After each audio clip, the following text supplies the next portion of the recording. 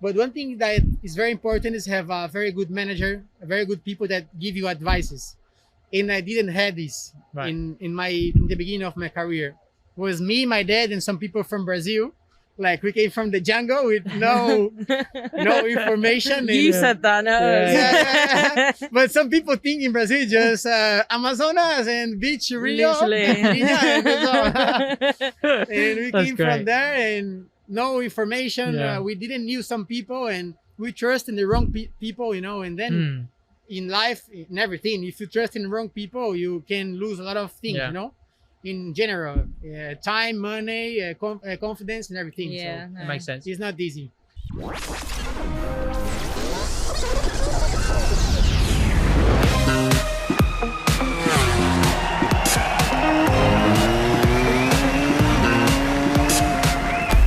So hello and welcome to the MotoGP podcast, Last on the Brakes, or welcome back. Hopefully you've been listening to or watching us before. Not been away that long, have we? We haven't been away that long. No, it feels like it because we recorded last in Assen. Yeah. We did indeed. So yeah, we've got some of the hopefully most in-depth chats you'll hear with members of the MotoGP community.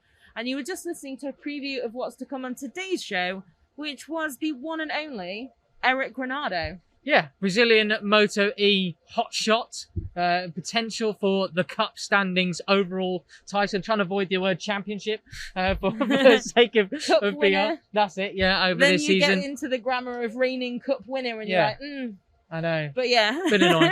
But Eric, Rear well, tyre smoker, yes, spectacular also. he is spectacular all over the shop, and he's a real he's a bit of a very well-known face in this paddock. He has been for many years, got a really interesting career. As you'll hear, carries the weight of a nation on his shoulders, literally, from Brazil.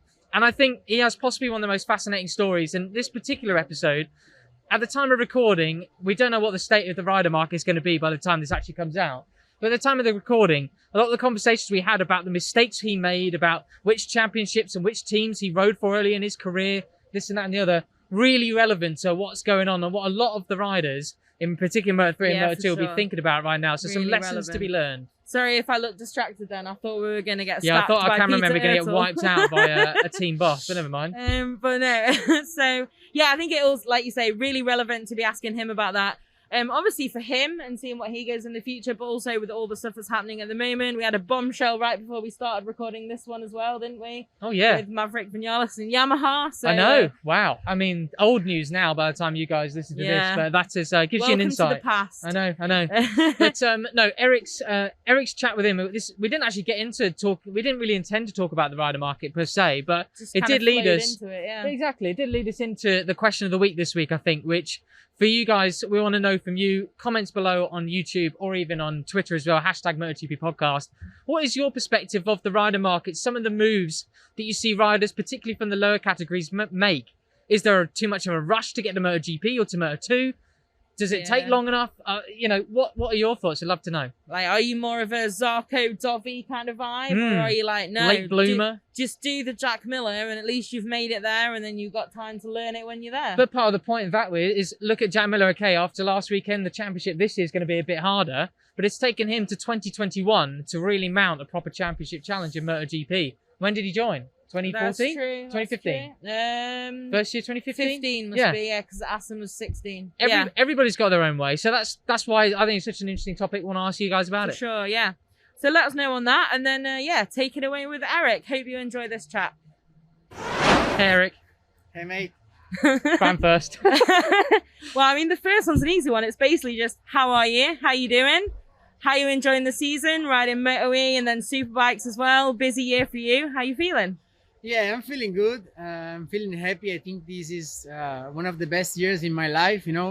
I changed a lot on the personal side. I changed a lot my lifestyle. I'm living full time in Spain now, and I don't race anymore in Brazil. So all my season is in Europe. So yeah, I'm happy. The results are coming, and yeah, we are in a good way. What made you decide to come over to Europe and live full time again? Obviously, you did it before, but you had it quite good in Brazil. You're a superstar. You're kicking butt all the time, but now you come back over here. You're doing MotoE anyways the last few seasons, but now Spanish Superbikes too. What was the motivation behind that? Yes, I start really my career in Spain in 2006, and after that I didn't race anymore in Brazil. And then after I was out of the World Championship in 2014, that I had an injury on my back, and I went to the European Moto2. I had not so many races, and then I went to Brazil to like have more races in my calendar. And then after that, I was there with a good sponsor from Honda. But after 2 or 3 years, I really was thinking to stay just in Europe because for my career was the best thing. And finally, we make this season only, and yeah, it's going well. The Spanish Superbike have a much higher level than Brazilian Superbike, even if I'm the superstar there and everyone wants to see me racing in Brazil. But I need to think on my career. I need to think on the future.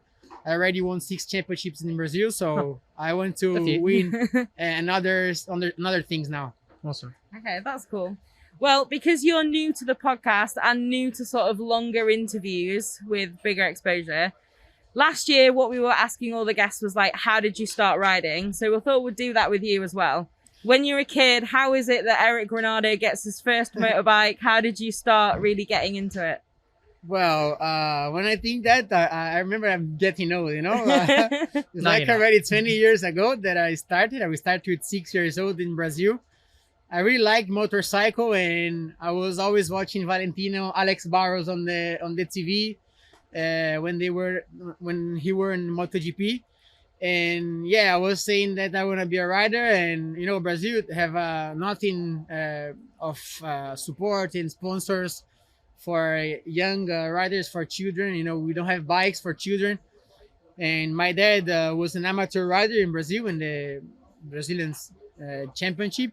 He was not so good, so he just liked roasted. it. He liked it, but he didn't have money. This is sport. You need support, and you need full support. And when I had 6 years old, he gave me a bike, a 50cc that he bring from Argentina. But then I had the bike, but no championship. I had nowhere to race. And we found like 3 or 4 guys that was like 7 or 8 years old. And we did a championship with 5 riders. And, wow, okay. Did you win it? The first year, yes. The first race I won, but important one. after not so much. And then the championship I won. And then the second year we had like 10 riders, and it was quite okay, but the level were low, and we didn't have tracks, nothing. And finally I came to Spain. We had some contact with some people that told me about Cuna de Campeones. That is a championship that a lot of riders in the World Championship did in the beginning of the career. And then I came, and I was really back in the first races, and then I was improving. Finally I won this championship, and 70cc, 80cc, 100 pre-GP, 125. And I was racing against riders that are in MotoGP now: Alex Marquez, Alex Rins, Oliveira, Navarro, also Arenas. Every rider that the Spanish riders especially that are in the MotoGP and Moto2, I was racing with them in the beginnings. And then I was going up and starting some new categories, and finally arrived in the World Championship. That's awesome. So it sounds like you literally created your own championship. Yeah, okay, I guess it's more your dad in order to try and start a career. Is that how you see it? Yeah. That's awesome. My dad created that, but if it wasn't this movement from his side, maybe I was like a soccer player now. Not a rider. But the main thing was to come to Spain to race, because today, 2021, we still struggle to have riders from Brazil, even if we have a category there for children that Honda is doing. But it's very difficult. All the sponsors, all the money go to the soccer, and it's difficult. I am the only one in the World Championship racing, and we have like 1 or 2 or 3 riders in Europe from Brazil racing. Yeah. And if you compare to the Europe riders, it's nothing to do. So it's not easy for us. Also come from another country, another culture, another language. Everything is different, so it's so difficult for us. But I hope I can help riders from Brazil arrive. I really like the job that Oliveira is doing. He's a big friend, and he's helping the Portuguese guys. That's even cool. If Portugal is very close to Europe, but it's similar to Brazil. We don't have support and no riders, and he's doing a great job. So I talk a lot with him. I really I'm really working with my dad and some people in Brazil to have in the next years a category for children there. That's awesome. Really cool, then. Because okay, I'm going to move forward. Then we had a bit about Brazil, kind of that I'd put at the end. Because it is like, do you feel then like you're really representing Brazil? Obviously, in Park Firme and stuff, you always say a few words of Portuguese at the end. I love it. You really like making sure that you're kind of showing where you're from and what you're about. Is that important to you as well? Yes, it's so important for me, but I think also the sport is sorry. Well, I think it's really important for me, but also really important for Brazil. You know, to people see that there is a Brazilian rider racing in the World Championship and trying to do good things and trying to arrive in a MotoGP and to be a great rider in the world, you know? Yeah. So I think it's also good for the people watching the races that don't understand English to know what I'm saying and understand that I'm there doing my job and, you know, I'm Brazilian. And I think it's strange for the people watch a Brazilian rider just speaking in English and any word in Portuguese. So I really like to do this, and I think it's nice for them too. I think a lot of riders would take being the only rider of a certain nationality might think of that pressure as sometimes a bit of a negative thing. It would get the better of them. But you seem to embrace that. Do you enjoy the pressure of being the only rider, being the whole weight of a nation almost on your shoulder? It seems like you do. The way you phrase that is like... Yeah, but it seems like you do, right? I think the difference for me than the other riders that my country, I think, is one of the biggest in the world. And is much more people and much more pressure on my back, and is a country that don't have support, you know? So from this side, yeah, it's a pressure, but from one side it's good that I have support and I'm the only one, but from another side I would like to have 5 or 6 more riders, and then we have more support, and then we have more possibilities, you know? So yeah, I think it's nice, and I take this like more power than bad things, you know? That's really cool. And I'm really proud to be Brazilian and proud to represent my country, and I think from this side is a good thing for me. That's cool. Yeah, that makes sense. Well, the other thing is, like you say, there's not much kind of motorcycling history in Brazil. Obviously, there's Alex Barros, who's represented and been a winner in the Premier class. But then on 4 wheels, Brazil is one of the most successful nations in the world. You got Fittipaldi, PK Senna, those all-time greats. What is the difference? And do you also take inspiration from those guys in motorsport or in just sport in general and being from Brazil? Yes, on 4 wheels, we really had great champions. You know, Senna, I think, was one of the best drivers in the world for me, and I really have him like an inspiration. And I really already saw all the movies and books and everything from him. And I don't know, I think the go-karts from the beginning had a lot of support in Brazil, when we still have a lot of championships with go-karts in Brazil, a lot of karting and tracks that the riders can race. And we have support for 4 wheels in Brazil. We have a very good national championship there with the GT cars, with the V8 cars.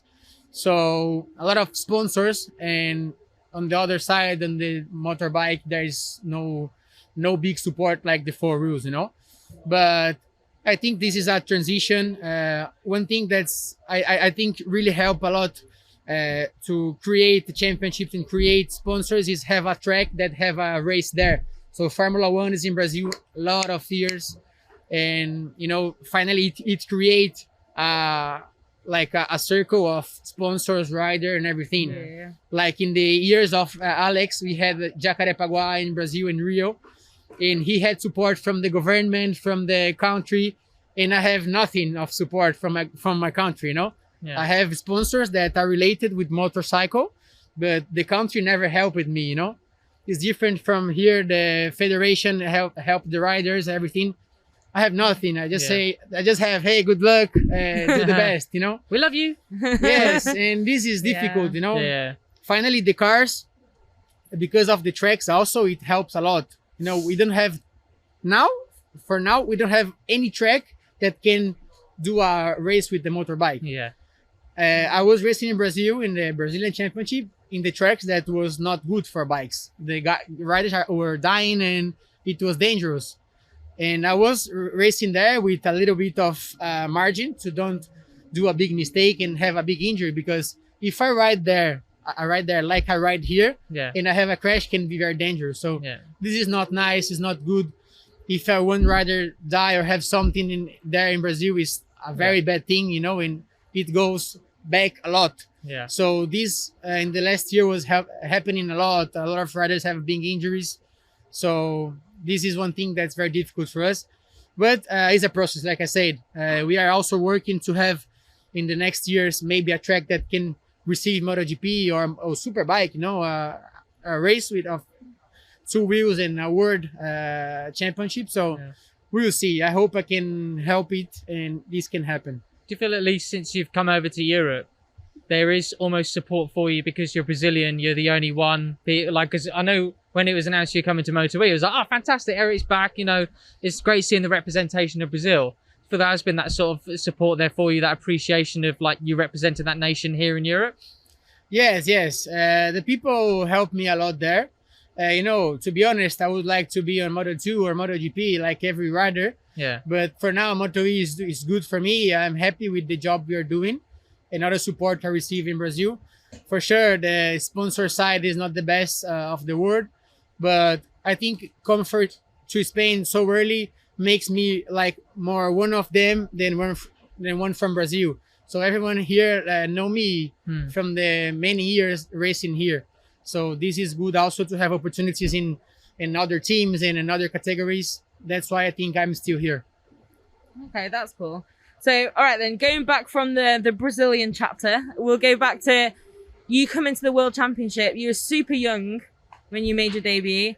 Had some tougher times as well. Then you ended up in European Moto2 and you won that. Talk us through that kind of time in your career. First coming here when you were so young and then making the decision to go to the European Moto2 Championship and kind of getting back onto the top there.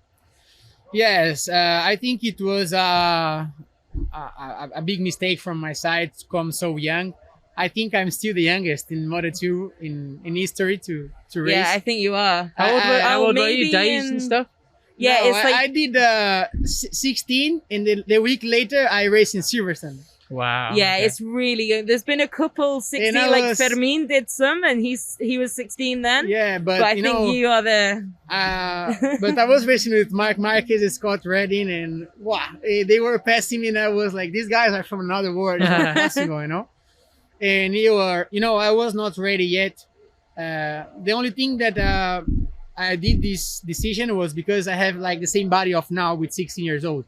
Right. I was already with the same weight, more or less. And, Moto3, the weight is very important. And I was racing this 125 GP in the Spanish Championship. I did the 4th in the championship. In this year, Rins won.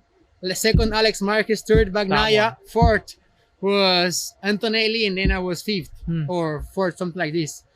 And I was struggling a lot already with the weight. And I had a proposal from Moto2.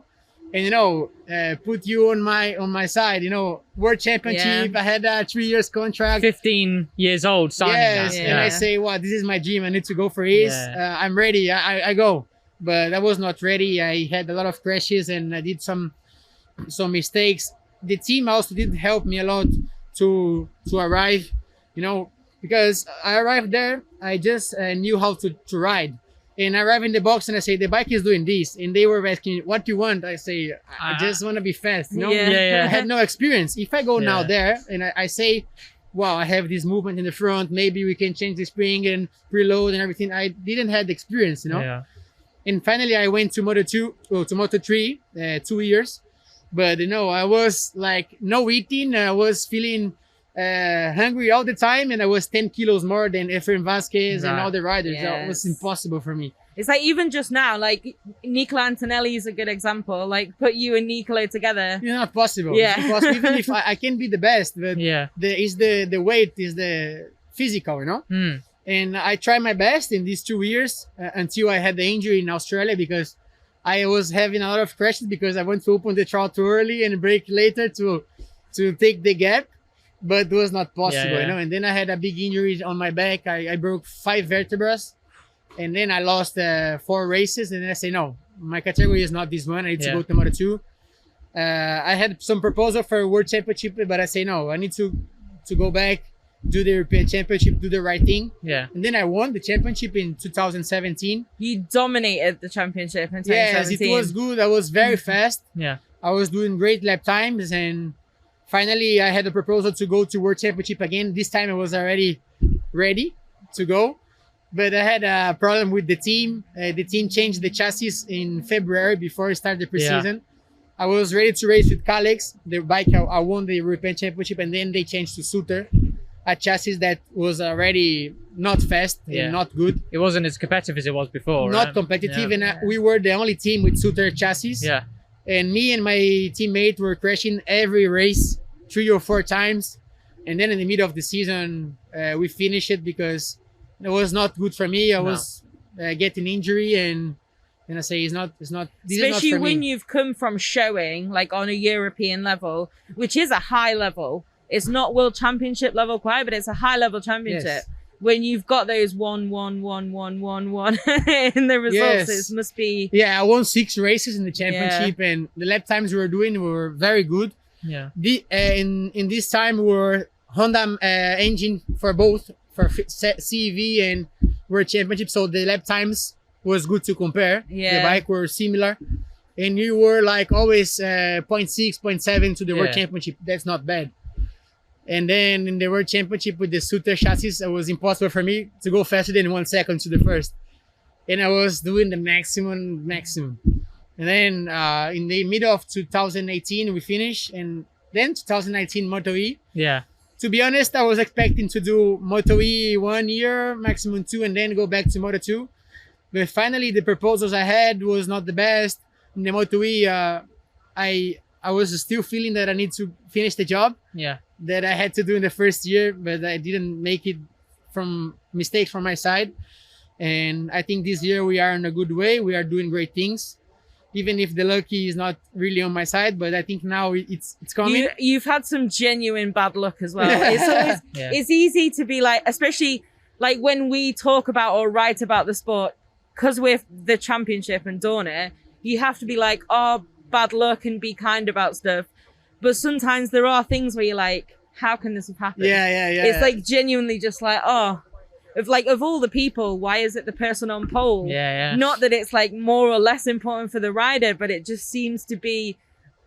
Yes. But it's I'm saying now, maybe things don't go like you want in life. You need to go how the life brings you. Now I'm on MotoE. I'm happy. For sure, if I have opportunity for Moto2 in the future, MotoGP, I will take it. But now I really think more to do some decisions than compared to the beginning. Before I did some mistakes. Maybe when I won the championship in the European Championship, maybe I had to stay 1 more year and wait for another better team. I don't know. But now I'm 25 and I really think more what I'm doing, and I think this is better for my life. But the time flies, and we need to go forward. When at the time we're recording this, this is going to be like posted in about a couple of weeks' time. Yeah. But obviously for the listeners listening or watching, we're recording this in Austria, and right now there's so much talk about contracts. We had Ralph Fernandez confirmed last week at Tech 3, but that story is a lot more complicated than it is on the surface. And then what that will, and with Rossi retiring as well, that triggers a lot of the Moto2 and Moto3 riders now taking some very important decisions in their career and their life. What sort of advice, I guess, could you give riders in a similar position to where you found yourself? When they're younger, they might be quite heavy and they're in Moto3 thinking, I need to go to Moto2, but maybe they shouldn't. What's your perspective now? If you could go back, what would you do differently? Well, I really think you have to do the decision and take everything in count, not just what you think is the best for you. You have to think what's the best for the future, not for now. So maybe see what you can have from the team.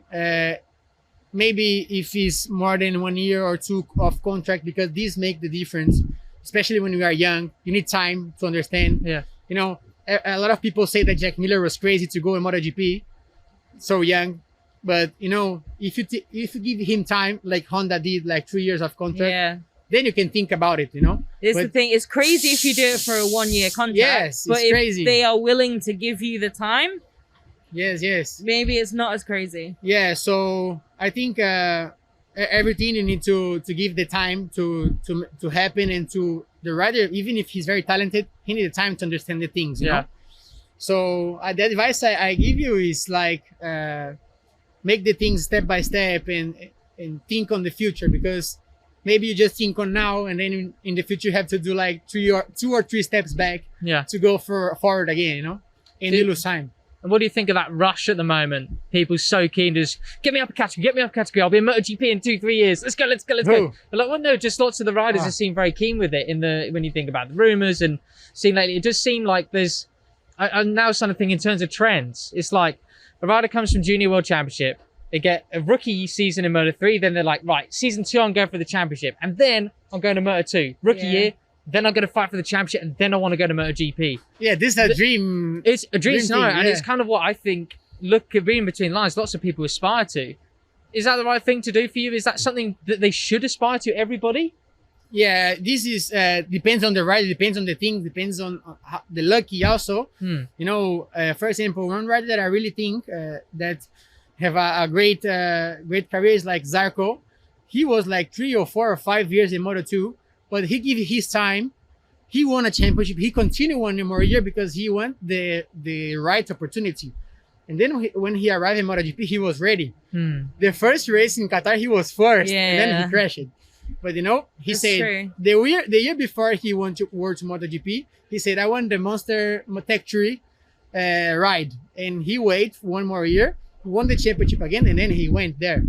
Alex Marquez also wait till the moment that he think he was the right moment, you know? Yeah.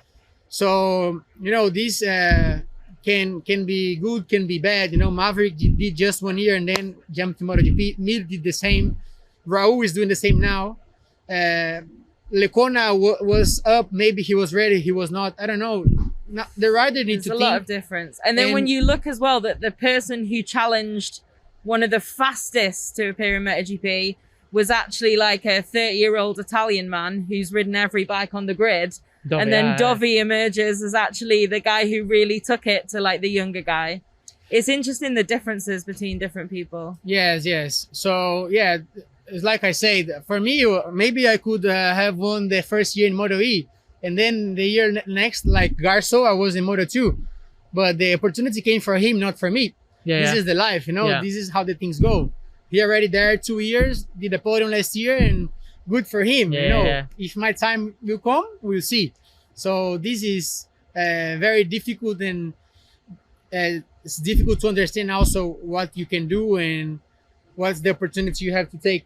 But one thing that is very important is have a very good manager, very good people that give you advices. And I didn't have this in the beginning of my career. It was me, my dad, and some people from Brazil. Like we came from the jungle with no information. You and, said that, no. Yeah. But some people think in Brazil just Amazonas and beach Rio. Literally. And we That's came great. from there and no information. Yeah. We didn't knew some people and we trust in the wrong people, you know. And then in life, in everything, if you trust in the wrong people, you can lose a lot of things, you know. In general, time, money, confidence, and everything. Yeah, So no. Makes sense. it's not easy. We got some quick fire questions to ask you, but before we do, I just want to ask one more thing. You said at the beginning of the podcast you've moving to Europe, doing a full season in Europe, MotoE and Superbikes to further your career. So where next? What's happening next year? Wow, you know, there's Sorry to put you on the spot, some but things on my head. You know, we are working in 2 ways. You know, for sure, continuing MotoE is an option. Even if this year we can win, is an option.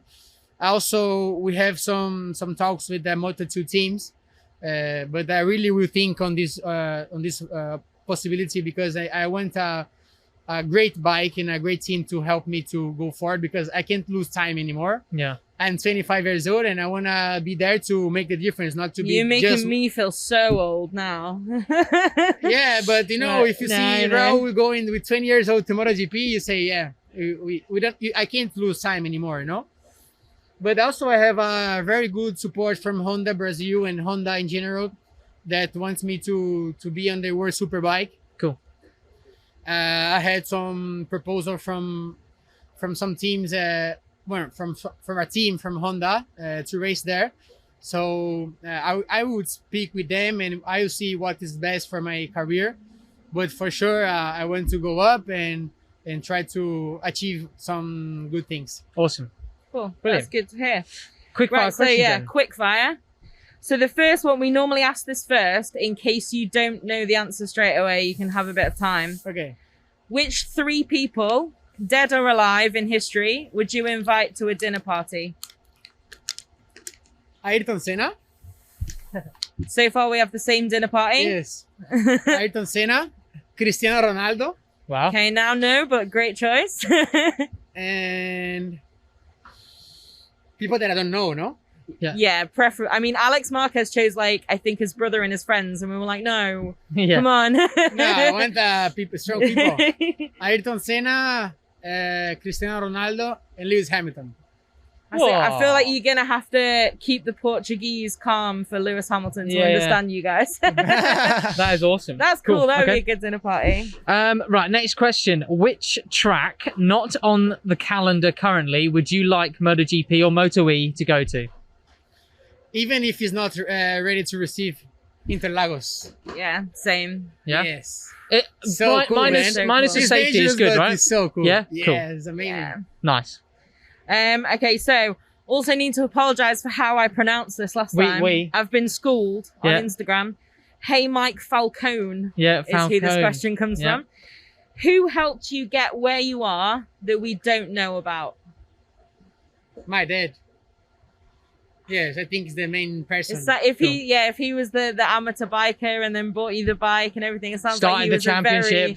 Yeah, My I dad. love that. He Brilliant. literally just started during competition. Like Awesome. Which day in your life would you like to relive? Not to do it again, but just to experience it again. Wow. I think the day I won my first race in MotoE, it was amazing Yeah. because, there was 3 things that were crazy. I won my first race in the World Championship. I could listen to the Brazilian anthem.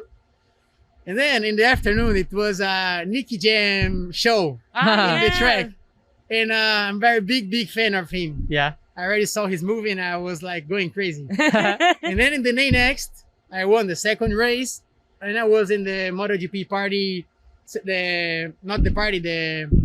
What's the name? The gala. prize giving, The gala yeah. to give and it was like a dream for me because I was watching all my life Oh, the gala with the riders receiving the trophy and then the medal, and I was there receiving my medal, so it was very emotional That's for very me. that's cool. awesome. And yeah, I think this was a moment that I would relive.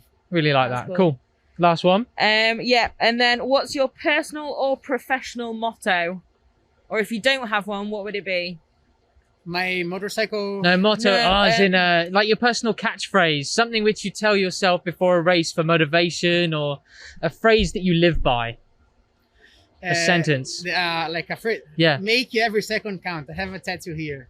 Cool. perfect. It's definitely one that you're fully committed to then if you've got it written on you. Nice, Love awesome. it. Okay, thanks so much, Eric. That's it. Thanks Really to you. appreciate it. Thank you. Good. Thanks for your time. Really enjoyed getting to know a bit more of your career from your If side. you want, you can It's stay not here just all the from- day. I have a lot of stories. Keep eh? going, keep It's a bit hot. Maybe you can come back for a second Yeah, episode. yeah, Hey, awesome. Yeah, Hey, also thanks, please mate. do turn up for the press conference later, yeah? Yeah, good. Thanks so much. perfect. Thank you.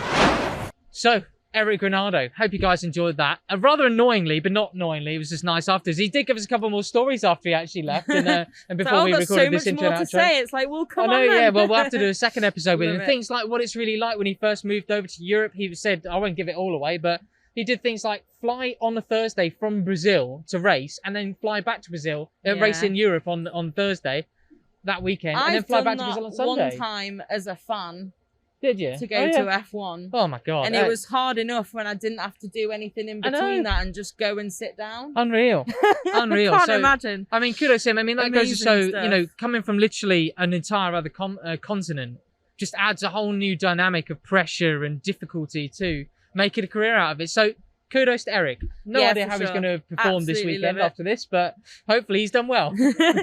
Yeah, so yeah, I think that's a good wrap up on that one, isn't it? We have not decided who our guest is going to be in Silverstone. We haven't, so that might be an opportunity. Oh no, not with this one. When you've hopefully watched the Jorge Martin episode before this one, you'll see then It's probably useless us actually saying that, isn't it? asking you to tell us some feedback for who you might want to see in the future, but not just for Silverstone. Anyone at all that you want to hear from for the rest of the season or even going forward after that, let us know your thoughts. There's plenty of interesting people in the paddock, and we've been through a few of them now, but there's plenty more to go. If there's anyone you're really dying to hear what they think about some things, then just let us know. Hashtag it, attack us personally, leave it in the comments. You know, there's plenty of ways to get in touch. See you next time.